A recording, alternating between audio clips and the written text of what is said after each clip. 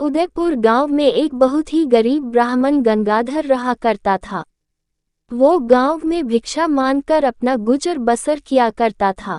एक दिन वो कुछ बासी रोटियां लेकर अपनी झोपड़ी में आता है, तभी उसकी पत्नी उन बासी रोटियों को देखते ही बोलती है, पत्नी, अरे रे, ये क्या, तुम आज भी ये बासी रोटी लेकर आ गए। अरे रे, आज मुझे ये बासी रोटी ही खानी पड़ेगी। आय हाय, पूरा दिन गांव में भिक्षा मांगकर भी ये बासी रोटियां लेकर आए हो तुम। हे भगवान, ना जाने वो कौन सा दिन होगा जब तुम भिक्षा में मेरे लिए कुछ अच्छा लेकर आओगे। गंगाधर, अरे भाग्यवान, अब चुप हो जाओ। गांव वाले भिक्षा में जो भी मुझे देते हैं वो मैं तुम्हारे लिए ले आता हूँ। भाग्यवान, अब तुम ही बताओ मैं क्या करूं। पत्नी, अरे चुप करो तुम, जब भी देखो बस यही बोलते हो। आखिर कब तक खाऊं मैं ये बासी रोटियां। देखो, अगर तुम कल सुबह भिक्षा में मेरे लिए कुछ अच्छा नहीं लाए तो अच्छा नहीं होगा। हाँ, बता देती हूँ। बेचारा गंगाधर अपनी पत्नी की ऐसी बातें सुनकर बहुत दुखी हो जाता है। अगली सुबह गंगाधर फिर से गांव में किसी के द्वार पर भिक्षा मांगने जाता है। गंगाधर, अरे कोई है, भिक्षा दे दो, भिक्षा दे दो मुझ गरीब ब्राह्मण को, भिक्षा दो। तभी एक बुढ़िया अपनी झोपड़ी से निकलकर उसके सामने आती है। बुढ़िया, अरे कौन हो तुम? देखने से तो भिक्षु नजर आ रहे हो, लेकिन मैं तुम्हें क्या दे सकती हूँ भला? मेरे घर में तो बस कुछ चावल के दाने ही है बेटा, उसमें तो तुम्हारा पेट भी नहीं भरेगा। गंगाधर, अरे नहीं नहीं अम्मा, मैं ज्यादा की अपेक्षा तो कभी नहीं करता हूँ। तुम्हारे घर में जो भी थोड़े चावल है वही मुझे दे दीजिए, मैं उन्हीं से अपना पेट भर लूंगा। बुढ़िया, अच्छा ठीक है बेटा, मैं अभी लेकर आती हूँ। वो चावल के दाने लेने गई, जिसके बाद चावल के दाने लाकर गंगाधर को देती है। गंगाधर, बहुत बहुत धन्यवाद अम्मा। अच्छा, अब मैं चलता हूँ, मेरी पत्नी मेरी राह देख रही होगी। रास्ते में, गंगाधर, आज तो मैं अपनी पत्नी को यह चावल ले जाकर दूंगा। बेचारी बासी रोटी खा खाकर ऊब गई है, आज तो खुश हो जाएगी। गंगाधर इसके बाद अपनी झोपड़ी में जाता है। पत्नी, अरे आ गए तुम, इतनी देर कर दिया आज तुमने आने में, मैं कब से तुम्हारी राह देख रही थी। आज शिक्षा में क्या लाए हो? क्या आज भी बासी रोटी उठा लाए हो? गंगाधर, अरे रे भाग्यवान, ये देखो, आज भिक्षा में मैं तुम्हारे लिए चावल के दाने लेकर आया हूँ। आज इन्हें ही पकाकर भोजन बना लो। पत्नी, अरे सिर्फ ये थोड़े से चावल के दाने, अरे इतने में क्या होगा? तुम्हें तो गांव में भिक्षा भी मांगनी नहीं आती, जो कोई भिक्षा में जो भी देता है उसे ही लेकर आ जाते हो। इस गांव में तुम्हारी तरह और भी भिक्षु है, खूब झोली भर भर कर भिक्षा लाते हैं और एक तुम हो, लेकिन तुम्हें तो कुछ कहना ही बेकार है। अब मुझे ये चावल के दाने ही बनाने पड़ेंगे भोजन में। मेरी तो किस्मत ही फूट गई तुमसे शादी करके। जिसके बाद वो चावल बना देती है और उन्हें लेकर गंगाधर के पास आती है। पत्नी, ये लो, कर लो भोजन। गंगाधर देखता है कि थाली में सिर्फ थोड़े ही चावल के दाने हैं। गंगाधर, अरे भाग्यवान, ये तो मैं तुम्हारे लिए लाया हूँ, मैं भोजन नहीं करूँगा, इन्हें तुम ही खा लो। मुझे तो भिक्षा में आज भोजन मिल गया था तो मैंने वही खा लिया है, इसे तुम ही खा लो भाग्यवान। पत्नी, अच्छा, तो तुम भिक्षा से प्राप्त भोजन करके आए हो? वाह वाह, खुद भोजन करके आए हो और मेरे लिए थोड़े से चावल के दाने लाए हो। ना जाने कब वो दिन आएगा जब आप मेरे लिए कुछ अच्छा सा और बहुत सारा भोजन लेकर आएंगे। हाँ, अब आपको कहाँ आवश्यकता होगी इस भोजन की। खैर जाने दीजिए, अब मैं ही इन्हें खा लेती हूँ। जिसके बाद वो थाली के सारे चावल खा लेती है। गंगाधर चुपचाप खड़ा उसे देखता रहता है। थोड़ी देर बाद गंगाधर फिर से गांव की तरफ भिक्षा मांगने निकलता है और फिर से उस बुढ़िया माँ के द्वार पर भिक्षा मांगने जाता है। गंगाधर, भिक्षा देही, भिक्षा देही। बुढ़िया, कौन? अच्छा तू फिर से आ गया। लेकिन बेटा मेरे पास तो आज खुद ही खाने को कुछ नहीं है। मैं तो खुद भूख से मरी जा रही हूँ। मैं तुझे कहाँ से दूंगी बेटा। गंगाधर, अरे ये तुम क्या बोल रही हो अम्मा? क्या आपने कुछ भी नहीं खाया है? गंगाधर अपने झोले में देखता है तो उसमें बासी रोटी पड़ी होती है। गंगाधर वो बासी रोटी उस बुढ़िया को दे देता है। गंगाधर, अरे अम्मा, मेरे पास तुम्हें देने के लिए और तो कुछ नहीं है सिवाय इस बासी रोटी के, तुम इसे ही खाकर अपने भूख मिटा लो। बढ़िया, अरे हाँ, क्यों नहीं बेटा, मुझे तो बहुत जोरों की भूख लगी है। हाँ, ला दे यही बासी रोटियां मुझे दे दे। जिसके बाद गंगाधर अम्मा को बासी रोटी दे देता है। बूढ़ी अम्मा बड़े चाव से बासी रोटियां खा लेती है। बुढ़िया, अरे वाह वाह बेटा, तेरी बासी रोटी खाकर तो मेरी आत्मा को शांति मिल गई।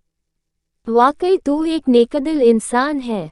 आज तूने अपनी बासी रोटी से ही सही, लेकिन मेरी भूख मिटा दी बेटा।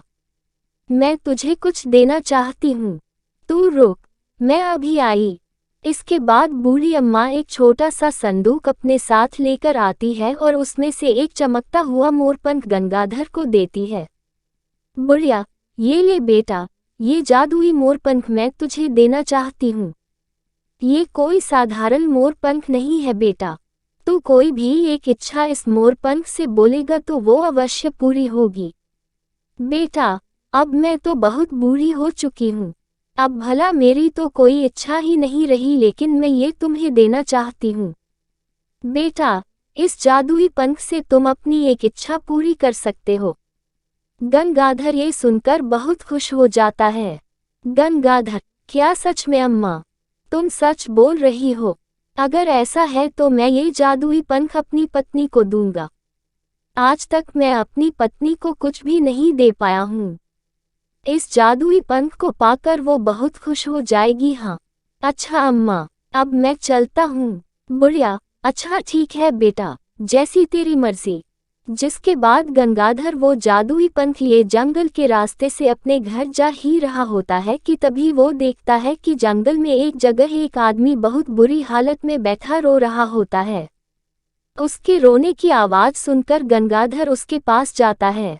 गंगाधर, अरे भाई, कौन हो तुम और रो क्यों रहे हो? आखिर क्या बात है? क्या कोई परेशानी है? बताओ मुझे, तुम रो क्यों रहे हो? सेवकराम, मैं घोर परेशानी में हूँ। मैं मरने वाला हूँ। मुझे नहीं लगता कि अब मैं जिंदा बच सकूंगा भाई। उसकी ये बात सुनकर गंगाधर हैरान हो जाता है। गंगाधर, ये तुम क्या कह रहे हो? कौन हो तुम और आखिर तुम क्यों मरने वाले हो? बताओ मुझे, क्या हुआ है तुम्हारे साथ? सेवकराम, मैं पड़ोसी राज्य का मंत्री सेवकराम हूँ। कल सुबह मेरे जीवन की आखिरी सुबह होगी। मुझे मृत्युदंड की सजा सुनाई गई है। मेरा जीवन समाप्त होने को है। अगर मैंने जल्द से जल्द राजा की इच्छा पूरी नहीं की तो वो मुझे मृत्युदंड दे देंगे। गंगाधर, मृत्युदंड? लेकिन क्यों? क्या इच्छा है राजा की? बताएं मुझे। सेवकराम, राजा की पत्नी और हमारी महारानी को एक बीमारी हो गई है। महारानी राजा की प्रिय रानी है और पूरे राज्य में सबसे सुंदर स्त्री भी। लेकिन कुछ दिनों से उन्हें एक ऐसी बीमारी ने घेर लिया है जिसकी वजह से उनके पूरे शरीर पर बहुत ही भद्दे और खराब दिखने वाले निशान हो गए हैं, जिसकी वजह से अब वो बहुत क्रूर नजर आती है। दरबार में कई वैद्यों को बुलाया गया, लेकिन किसी के भी पास रानी की इस बीमारी का इलाज नहीं मिला, जिसकी वजह से राजा ने मुझे आदेश दिया है कि अगर जल्द से जल्द मैंने उस वैद्य को नहीं ढूंढा जिसके पास रानी की इस बीमारी का इलाज हो, तो वो मुझे मृत्युदंड दे देंगे। गंगाधर, अरे रे, आप चुप हो जाए। आपकी समस्या का इलाज है मेरे पास। तुम मुझे अपने राजा के महल ले चलो। सेवकराम, क्या तुम सच बोल रहे हो? तो चलो मेरे साथ, मैं तुम्हें राजा के महल लेकर चलता हूँ। लेकिन तुम्हें वैद्य के भेष में ही राजा के पास चलना होगा। अगर राजा को पता चला कि तुम कोई वैद्य नहीं बल्कि एक साधारण भिक्षु हो तो राजा को बिल्कुल भी उचित नहीं लगेगा। इसके बाद गंगाधर एक भिक्षु से वैद्य के वस्त्र धारण कर लेता है और मंत्री सेवकराम के साथ राजा के महल पहुंचता है, जहां राजा का दरबार लगा होता है। सेवकराम: महाराज की जय हो। महाराज, मैं महारानी के उपचार के लिए वैद्य जी को ले आया हूँ महाराज। ये देखिए महाराज, ये बहुत ही प्रसिद्ध वैद्य जी हैं जिन्हें मैं दूसरे राज्य में से अपने साथ लेकर आया हूँ महाराज। राजा ये सुनकर खुश हो जाता है। राजा: अरे वाह मंत्री, हम तुमसे यही सुनना चाहते थे। राजा: आपका स्वागत है वैद्य जी, अब जल्दी चलिए और हमारी प्रिय रानी की बीमारी को ठीक कर दीजिए। गंगाधर: जो आ गया महाराज। इसके बाद सभी रानी के पास जाते हैं, जहां रानी विश्राम कर रही होती है और कुछ दासियां रानी के पास बैठी सेवा कर रही होती है। राजा: उठिए हमारी प्रिय रानी, देखिए आपकी बीमारी ठीक करने के लिए दूसरे राज्य से प्रसिद्ध वैद्य जी आए हैं। तभी रानी अपनी आंखें खोलती है। रानी के पूरे चेहरे और हाथ पर बहुत ही अजीब और खराब दिखने वाले भद्दे निशान होते हैं, जिसकी वजह से रानी बहुत डरावनी दिख रही होती है। रानी: नहीं नहीं महाराज, मैं किसी को अपना चेहरा नहीं दिखाऊंगी। देखिए तो कितनी कुरूप दिख रही हूँ मैं। नहीं नहीं, मैं नहीं दिखाऊंगी अपना चेहरा। राजा: रानी, तुम मेरी प्रिय रानी हो, ये तुम क्या बोल रही हो? देखो, वैद्य जी आए हैं, यह अवश्य ही तुम्हारी बीमारी को ठीक कर देंगे। गंगाधर रानी के शरीर के सारे अजीब और भद्दे निशान देखता है और थोड़ा हैरान हो जाता है। इसके बाद गंगाधर बूढ़ी अम्मा का दिया हुआ जादुई पंख अपने हाथ में लेता है। तभी उसे याद आता है कि अम्मा ने कहा था, इस जादुई पंख से कोई एक इच्छा पूरी की जा सकती है। गंगाधर: हे जादुई पंख, मेरी इच्छा है कि तुम रानी के ये भद्दे निशान दिखने वाली बीमारी ठीक कर दो। अगर रानी की बीमारी ठीक नहीं हुई तो बेचारे मंत्री सेवकराम को मृत्युदंड दे दिया जाएगा। तभी गंगाधर जैसे ही जादुई पंख को रानी के मुख पर रखता है, अचानक देखते ही देखते काफी तेज रोशनी होती है और रानी के सारे भद्दे और खराब दिखने वाले निशान गायब हो जाते हैं। ये देखकर सभी बहुत खुश हो जाते हैं। रानी: महाराज देखिए, देखिए ना, मैं एकदम ठीक हो गई हूँ। देखिए, मेरा रूप पहले की तरह चमक रहा है। देखिए ना महाराज, हाय हाय, वाह वाह, मैं फिर से सुंदर हो गई हूँ, मैं सुंदर हो गई हूँ। राजा: हाँ हमारी प्रिय रानी, हम देख सकते हैं तुम्हारा रूप पहले की ही तरह चमक रहा है। वाकई ये हमारे लिए बहुत खुशी की बात है। राजा: वाह हमारे प्रिय मंत्री, हम तुमसे बहुत प्रसन्न हुए। अब तुम्हें मृत्युदंड नहीं दिया जाएगा। राजा: वैद्य जी तुम्हारा बहुत बहुत धन्यवाद, जो तुमने हमारी प्रिय रानी की बीमारी को ठीक कर दिया। हम आपको भेंट स्वरूप 100 सोने की मोहरें देते हैं। इतना सुनते ही गंगाधर खुश हो जाता है। गंगाधर: आपका धन्यवाद महाराज, लेकिन आप एक सच नहीं जानते हैं। मैं कोई वैद्य नहीं हूँ, बल्कि एक साधारण भिक्षु हूँ जो आपके ही राज्य से दूर एक छोटे से गांव में भिक्षा मांगा करता है। आपके मंत्री ने मुझे रानी की दशा के बारे में बताया, तो मैं मंत्री को मृत्युदंड से बचाने यहाँ आपके महल में आ गया।